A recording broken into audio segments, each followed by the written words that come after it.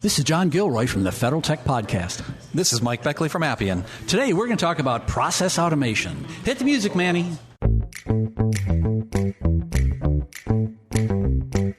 Welcome to the Federal Tech Podcast, where industry leaders share insights on innovation with a focus on reducing cost and improving security for federal technology.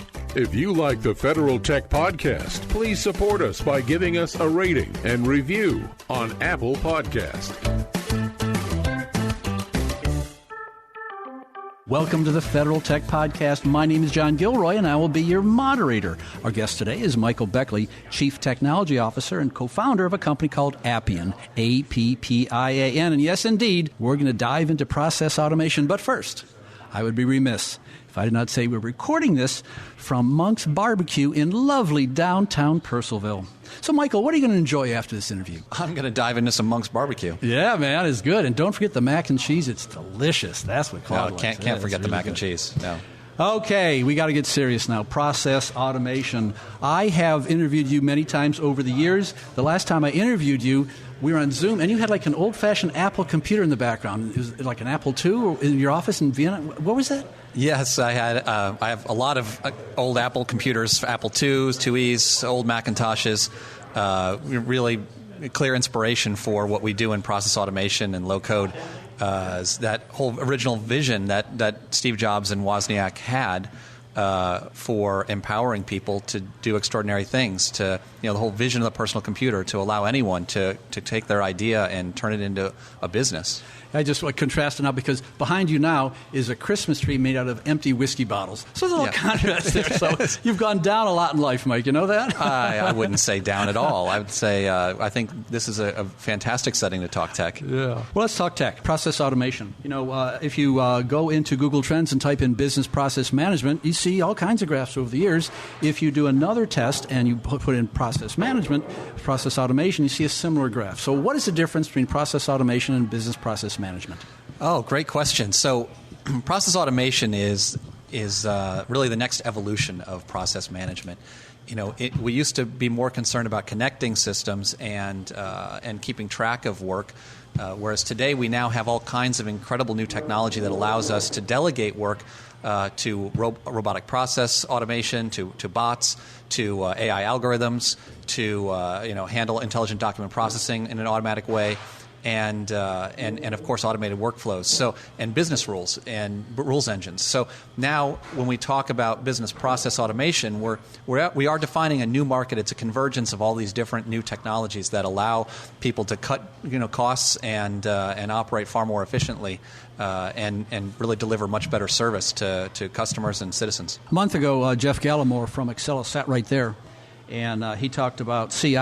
I thought it was a confidential informer. Yeah. No, but it's continuous improvement. Yeah. And so what the heck has continuous improvement got to do with process automation? Does it fit in the discussion, or is it part and parcel of it? No, it's very much a part of the conversation because the whole point of digitizing a process is to empower your people to actually make positive change. It's a very optimistic point of view to trust that your employees have brains and have just been held back from being able to make the kinds of improvements they want in the way that work gets done because they haven't had the right tools and they haven't been shown that work doesn't have to keep going the way it always was in some secret way, but instead by visualizing it and digitizing it, now you're empowering people to improve the process in a continuous way by giving them metrics and feedback on how the process is operating.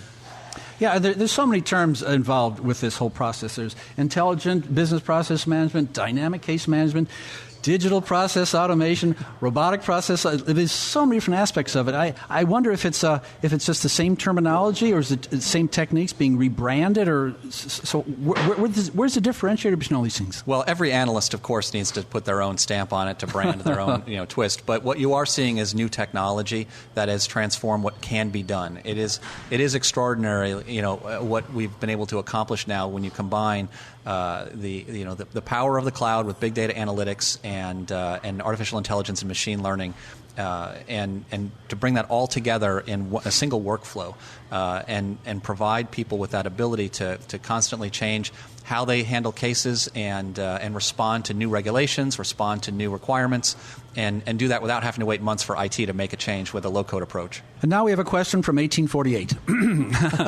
Back when you were in Dartmouth studying government, I'm sure you had a Western Civ class and maybe a survey class of France and learned about the revolution now of I'm in trouble. 1848. And my question to you is, evolution or revolution? You know, I see Appian over the years getting, is this just building on something evolving, or is this is it significant enough to say, you know, process automation is significant, it is actually a revolution? This is, at a certain point, you do achieve a breakthrough, and I think we've done that in the last year. When you see what's now possible with artificial intelligence, and when you see what's now possible with new breakthrough technology like data fabric, the last decade has been about putting systems on the web and making them accessible to machines through application programming interfaces, through APIs. But what that did was make the world very complex, and to reason over and to improve and to change and to discover how work was really happening through all these hundreds of different systems. And now with a data fabric, we can tie all that together in a simple way that the business can understand, that an agency can understand, and that people can improve and change. And now we can, when we find those bottlenecks in a process, we can delegate that work to bots and to AI algorithms in ways that were just not even available a few years ago or even a few months ago when you see the breakthroughs like ChatGPT. Years ago, I interviewed a company called Brocade, and they talked about data fabrics, and I first learned it from them.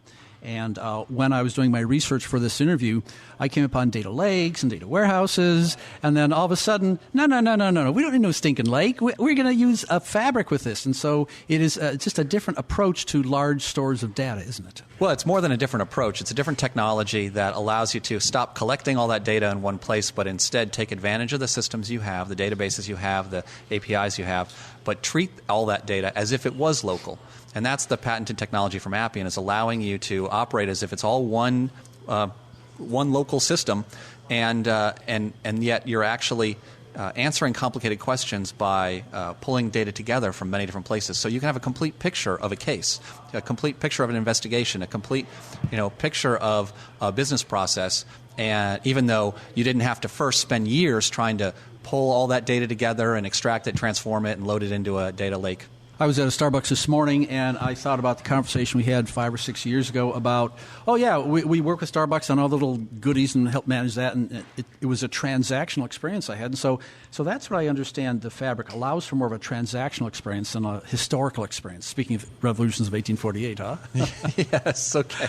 You're taking us back to history here. Yeah. And, in my defense, I was spending most of my time studying international relations and not U.S. history. But yes, a lot was going on in 1848, which hopefully is not analogous to the division and tensions we have in our country today. But yes, your transactionality is a critical part of a data fabric. Historically, we were thinking about bringing data together so you could analyze it. But with a data fabric, we can operate in real time, both taking transactions and analyzing, and that's critical for what you were talking about, continuous improvement. You want to not have to wait days or weeks or months for someone to pull the data together to answer a question like, did this process work? Are the changes we're making effective? In today's world, we have to be able to have real-time visibility into a process, and we can't wait for later. Mike, I think Appian's become very pervasive in the area here. I think if I looked at my previous 10 guests, maybe half of them, partner with you somewhere. We look at the federal government. I think you're in 200 government agencies? Is that the number? Is that impossible to believe? I've certainly lost count after we crossed 200 public sector agencies around the world, including most cabinet-level agencies here in the federal government and a variety of state and local governments like Texas. It's also a really... Our approach is so different. We're not trying to own all of an agency's data. We're trying to operate with the systems they have and connect them, to be that mortar between the bricks, if you will. And that naturally makes us a good partner to a lot of other technology companies and integrators. So we are really happy to have that approach. And I also lead our tech partner program, and it's a lot of fun to be able to focus on building solutions for customers that take advantage of the investments they have. And it's not all about Appian. I tell my students that in order to be terrific, you got to be specific. So I'm going to give you a specific here, reading an article this morning about the VA, and I kind of knew these numbers, but I didn't know these numbers. Last year they handled 1.7 million claims. I mean that's what you add up to something there, and then further in the article they said, it typically takes 100 days to manage a claim. It's like if anything needs automation, it's got to be the VA. I mean, this is the perfect ground zero for you, I would think. VA is we're very excited to be working on with the VA on some new opportunities to help knock down that length of processing. And there's huge opportunity there, and I think the leaders at the VA have a clear vision about using this new technology to transform the process and digitize a lot of this claims effort so that they can better serve their veterans. And we're proud to partner with them to do that. And I think that it's not different from what you see in the private sector. The biggest banks, the biggest insurance companies, they have these huge problems with really long claims times, really long case resolution times, and they're also digitizing their case management and their process automation to achieve the same types of results. So if you take a look at the time it takes for a typical claim to get, it just seems like it would be very frustrating. And so are there when there's time savings, is there money saving involved in this as well? It's a huge potential in saving money. First off, if you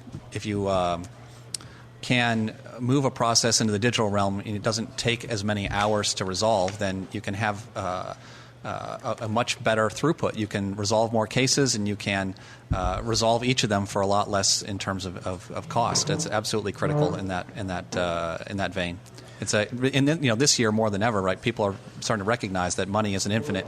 Interest rates are going up. Money is becoming more expensive, and that drive to use automation is so essential as well. We have record unemployment right now, and so it's not like you can just go hire people. You don't have cheap money to do it, and there aren't the people to find. So there is no choice but to take advantage of this revolutionary new process automation technology. Mike, I did live radio and NPR for 25 years, and I was scared to death of using an S-bomb. And I didn't. However, in the federal government now, they're talking about S-bombs now, software bill of materials. Yes. And so how does Appian fit in with complying with the software bill of materials requirements that we see everywhere? Yeah, so Appian already provides a software bill of materials to our clients, and that's no surprise because we've had the advantage of growing up here in the D.C. area. Appian is headquartered right in McLean, and our campus is there. That's where we make the software, and so for over 2 decades, we have been proud to serve our federal clients and therefore get the requirements from them, to write secure software, to write resilient processes. And so we were among the first companies to get FedRAMP certified. We provide IL5 capabilities to our defense clients, and that commitment to regulatory compliance and security is job one for us. There are all kinds of figures out there about software. A recent study I read from GTIT said that 90% of systems generated today are comprised of third-party apps. Did you just interact with that, or how does your system interact with something like that? Yeah, so that's a vital point. We were talking about a little earlier. You said so many companies that you talk to work with Appian, and so what we're doing is so different from many other megacorps in the software space whose value proposition is give us all your data and we'll take care of you. Appian is saying no, it's an agency's data. They should keep it, and we're able to work with the systems you have and make it look like we've taken over all your data because we haven't. It's that data fabric, capability that allows you to put together a single operational picture, even though you're actually working with many different systems. And Appian is that process orchestration, that process automation that keeps the work flowing, even though a lot of different systems may be using the work. And that's a radically different approach from, say, the old world of creating a monolithic system with a layer cake of dependencies, and then when you have to make a change, when there's a new regulation, there's new compliance activities, new case types, new missions for an agency, having to start over and try to unwind all those dependencies. Taking an agile low-code approach with still the central governance of a platform like Appian, now agencies can actually change in real time. Early this morning, I did a deep dive into process automation, and I got all kinds of vocabulary words, got out my vocabulary notebook and write all kinds of terms. And of all the curious terms, the term was process mining. I said, yes. my. What has process mining got to do with process automation?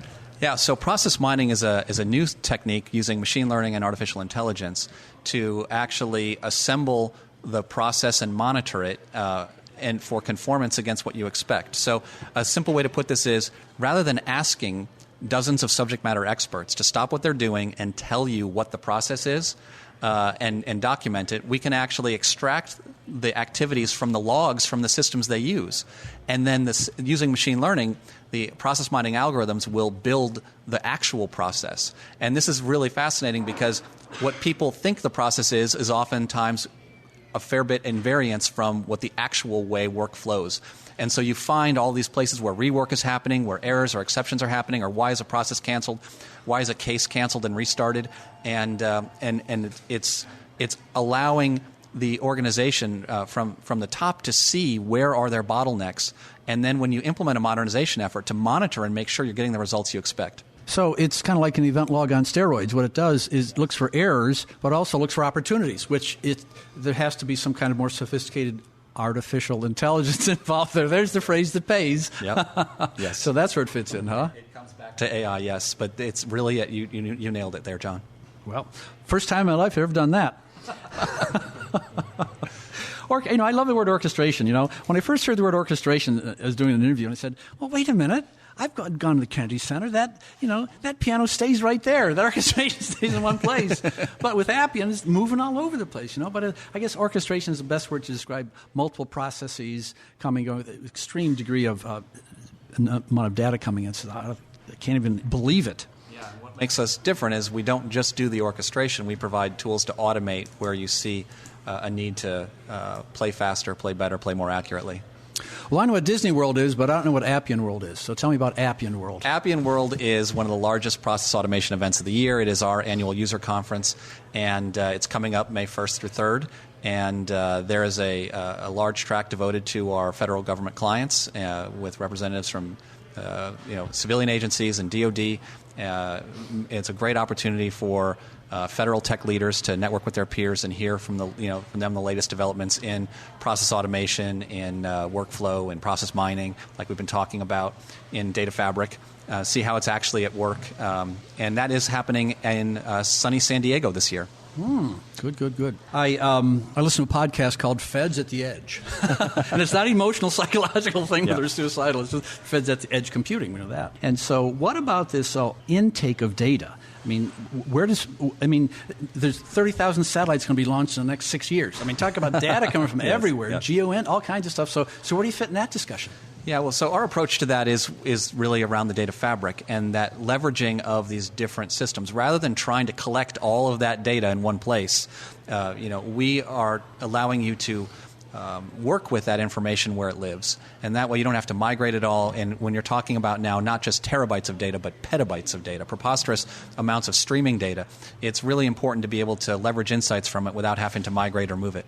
And that's the premise behind the data fabric, because the processes of the future are continuously monitored, continuously improved, and fed with event data, with IoT data, with these data streams that you're talking about. And so it is all the more important to have a scalable model for handling that vast amount of information. You can't hold that in one monolithic data lake successfully, and you can't at a DoD scale, for example, you can't assume that you're going to be able to bring that all into just one vendor's system. I'm on the train once a week. I'll be on the train tomorrow. And the last time I was on a train, maybe it was a month ago, I saw an ad on the train for Appian, of all things. It was a blue ad. I remember it. I'm thinking to myself, how would people get Appian's message confused? So what do they get confused about Appian typically? If they just have to see on the train, what do they think you are, and how do you want to straighten that out? Well, the biggest confusion is how to pronounce it, Appian. For some reason, some people have some trouble and say Appian, but it is Appian, like apples. Or applications, and or the Appian Way roams first road, which is what we're actually named for. But I think that the confusion, if any, has just become around the low-code approach. There are so many companies now saying that they're low-code, and so what we want people to understand, what makes Appian so different, is truly our focus on process automation, on case management, on what you can do with low-code in the context of improving a business process, improving the way an agency serves its citizens and resolves cases. I'm going to give you a final question here. I earlier talked about the revolutions of 1848. Now I'm going to quote a famous philosopher, and I want you to reflect on his statement. This is a yogi, actually, a guy named Yogi Berra. He said, "The future ain't what it used to be." So I want you to tell me what's going to happen in the next 5 years as far as process automation, the federal government. Exactly, month by month in the next 5 years. What do you see? Go ahead. Yeah, so it's easier for me to look back. I had an old employee was in the office yesterday, and he brought in this. We used to go on cruises to the Caribbean, and the whole company, and back in the day, and we gave these little passports. And in there, I had predicted the future, and pretty well. Appian being $10 billion company, that kind of thing. But most importantly, that in the future, we would be interacting with our processes by talking to them, rather than having to write the code, rather than having to build an interface. We'd be able to just talk to our processes and find out where there were problems and where we needed to intervene, what we needed to do to resolve issues, because they would talk back to us. And I think that's what we've seen in the last few weeks, just the beginning of, with ChatGPT and large language models. That's just the first. We're just at the very start, and they don't work very well yet. They're hilarious to talk to, and we can give you all those examples we're all reading about of chatbots gone mad. But they are clearly a breakthrough. This is a breakthrough moment in how we interact with our machines and our processes. They don't solve all our problems. The chatbot isn't going to understand a process, but it is going to be the way we talk to a process in the next 5 years. Well, Michael, unfortunately, we're running out of time here. You've been listening to the Federal Tech Podcast with John Gilroy. I'd like to thank my guest, Chief Technology Officer and founder of Appian, Michael Beckley.